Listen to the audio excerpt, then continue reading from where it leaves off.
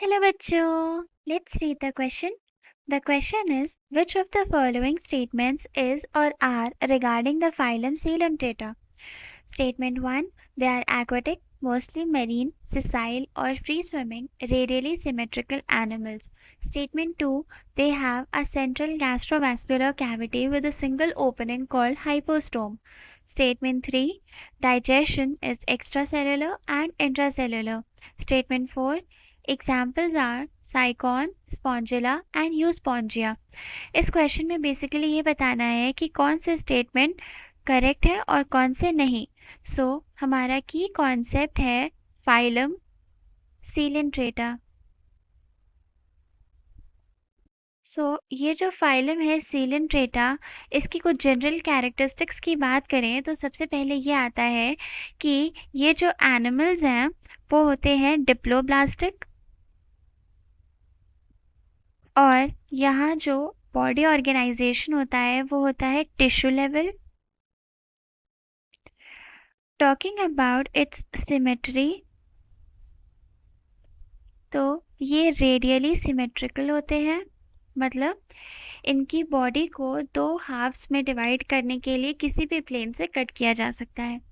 Then अगर हम इनके हैबिटाट की बात करें तो दे आर एक्वाटिक, और इसमें भी मोस्टली मेरीन, बट सारे ही मरीन नहीं होते, कुछ फ्रेश वाटर भी होते हैं। ऑल्सो अगर ये किसी सबस्ट्रेटम से अटैच्ड हैं तो दे मे बी ससाइल, और ये फ्री स्विमिंग भी हो सकते हैं। They may not be attached to any substratum. Then the next thing is, इनका जो डाइजेशन होता है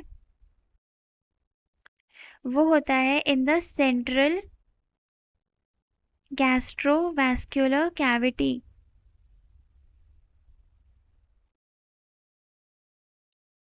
और यही जो गैस्ट्रोवैस्कुलर कैविटी है इसी को बोलते हैं सीलेंट्रॉन। एंड डाइजेस्टिव सिस्टम जो यहाँ प्रेजेंट है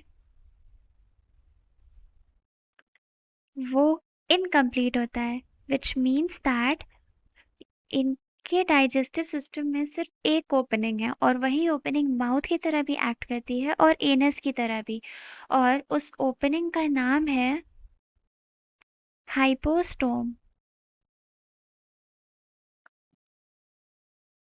Some examples of Coelenterata are Physalia, Aurelia, Gorgonia, etc. Now coming back to the question, let's check the statement. सबसे पहला स्टेटमेंट था कि they are aquatic, mostly marine, sessile और free swimming and radially symmetrical animals. ये statement पूरी तरह से correct है। Then the next statement is they have a central gastrovascular cavity with a single opening called hypostome. ये statement भी correct है। Then the digestion is extracellular and intracellular. ये statement भी करेक्ट है। यहाँ पर जो डाइजेशन होता है वो सेल्स से प्रोड्यूस किए गए एंजाइम्स की वजह से भी होता है और कुछ सेल्स के अंदर भी होता है। यहाँ पर डाइजेशन एक्स्ट्रा सेलुलर भी है और इंट्रासेलुलर भी। Then coming to its examples, इसके एग्जाम्पल्स है फाइजेलिया, ऑरेलिया और गोर्गोनिया, बट जो स्टेटमेंट नंबर 4 में दिया है that is Sycon, Spongilla and Euspongia, ये एग्जाम्पल्स हैं पोरीफेरा के। So the statement is incorrect. So the correct answer is option C, 1, 2 and 3. Hope you understood the solution well. Best of luck.